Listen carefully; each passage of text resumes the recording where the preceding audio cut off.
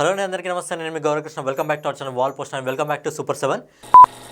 So ఏదైతే బోయపాటి ఇంకా మన బాలయ్య బాబు కాంబోలో ఏదైతే అఖండ 2 సినిమా వస్తుందో ఈ సినిమాకి సంబంధించి తాండవం సాంగ్ సంబంధించి చిన్న ప్రోమో అయితే రిలీజ్ చేయడం జరిగింది.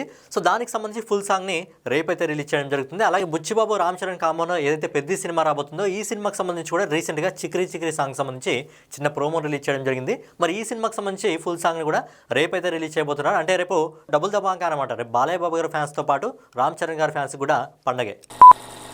గైస్, మారుతి ఇంకా ప్రభాస్ కాంబోలో వస్తున్నదైతే రాజసాబ్ సినిమా ఉందో ఈ సినిమాకి సంబంధించి ట్రైలర్ డేట్ ఇంకా ప్రీ రిలీజ్ ఈవెంట్కి సంబంధించిన డేట్స్ అయితే బయటికి రావడం జరిగింది. సో డేట్స్ గురించి మాట్లాడుకున్నట్లయితే డిసెంబర్ 25వ తారీఖున మనకు యూఎస్లో ఈ మూవీకి సంబంధించిన ప్రీ రిలీజ్ ఈవెంట్ ఉండబోతుందంట. అలాగే ఈ సినిమాకి సంబంధించిన ట్రైలర్ న్యూ ఇయర్ కానుక జనవరి 1వ తారీఖున రిలీజ్ చేస్తున్నట్టు కొన్ని సోర్స్ ప్రకారం ఇన్ఫర్మేషన్ అయితే బయటకు వస్తుంది. గైస్, ఆంధ్రప్రదేశ్ రాష్ట్ర ఉప ముఖ్యమంత్రి మన కొణిదెల పవన్ కళ్యాణ్ గారు దాదాపు స్వాతంత్ర కాలంగా వెలుతురు చూడని ఒక గ్రామానికి వెలుతుని చూపించడం జరిగింది. రోపల్లి పంచాయతీలోని 17 కుటుంబాలున్న గూడెం గ్రామంలో దాదాపు 9.6 కిలోమీటర్ల మేర 217 స్తంభాలను వేయించి ఒక్కొక్కింటికి 5 బల్బుల్ని ఒక ఫ్యాన్ ఇచ్చి వాళ్ళ జీవితాల్లో ఒక కాంతిని ఒక వెలుగుని నింపారు మన డిప్యూటీ సీఎం పవన్ కళ్యాణ్ గారు.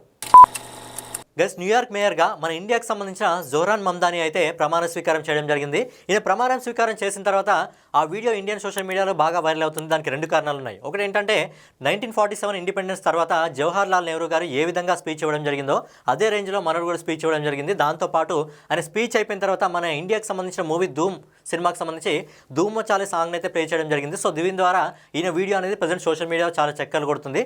దాంతోపాటు న్యూయార్క్ మేయర్గా ప్రమాణం చేసిన మొదటి ఇండియన్, మొదటి ఏషియన్, అలాగే మొదటి ముస్లిం ఈయనే. గైస్, కుంభమేళలో అదృష్టమైన మన మోనాలిసా ప్రజెంట్ హైదరాబాద్లో ప్రత్యక్షం కావడం జరిగింది. ఎందుకంటే తను తెలుగులో స్ట్రైట్గా ఒక సినిమా తీస్తుంది. వేగమాంబ ప్రొడక్షన్లో సీను దర్శకత్వంలో సాయి చరణ్ ఇంకా మోనాలిసా హీరోయిన్గా ఒక సినిమా తీయడం జరుగుతుంది. దాంతోపాటు ఇది పాన్ ఇండియా వైజ్గా రిలీజ్ కావడం జరుగుతుంది. ఏదైతే ఆర్సీబీ టీం ఉందో ఆర్సీబీ టీంని కొనుగోలు చేయడానికి కొన్ని కంపెనీస్ అయితే ముందుకు రావడం జరిగింది.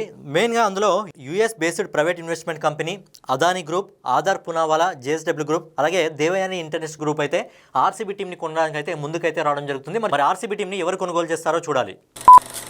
గైస్, 2026 ఐపీఎల్ సిఎస్కే టీంలో తిరిగి మహేంద్ర సింగ్ ధోని గారిని అయితే రిటైర్ చేసుకోవడం జరిగిందంట. సో ఆయన అయితే ఇప్పుడు రిటైర్మెంట్ అయితే తీసుకోవడం లేదు. సో ఏంటంటే సిఎస్కే సీఈఓ ఆన్ డ్యూటీ